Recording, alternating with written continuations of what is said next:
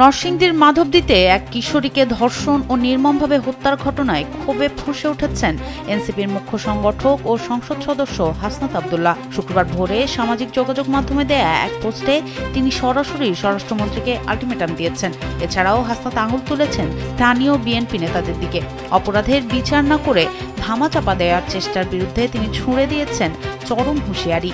ফেসবুকের ওই পোস্টে তিনি সরাসরি স্বরাষ্ট্রমন্ত্রীকে 24 ঘন্টার মধ্যে অভিযুক্ত নুরাকে গ্রেপ্তারের আলটিমেটাম দেন।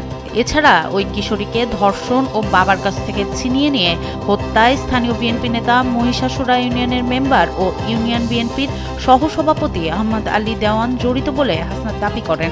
ঘটনার সূত্রপাত 15 দিন আগে। কাজ থেকে ফেরার পথে নুরা ও তার সাঙ্গপাঙ্গরা ওই কিশোরীকে তুলে নিয়ে ধর্ষণ করে।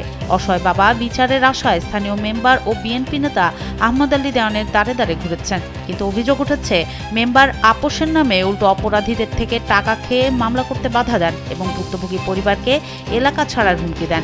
চাপে পড়ে গত বুধবার কিশোরী মেয়েকে খালার বাড়িতে নিরাপদে রেখে আসতে যাচ্ছিলেন বাবা, কিন্তু মাঝপথেই ওত পেতে থাকা নুরা আবারও মেয়েটিকে ছিনিয়ে নেয়। পরদিন বৃহস্পতিবার একটি সরিষা খেতে মেলে মেয়েটির নিথর দেহ। বিএনপি নেতা আহমদ আলী সহ 4 জনকে গ্রেপ্তার করা হলেও হাসনাত আব্দুল্লাহ একে যথেষ্ট নয় বলে অভিহিত করেছেন।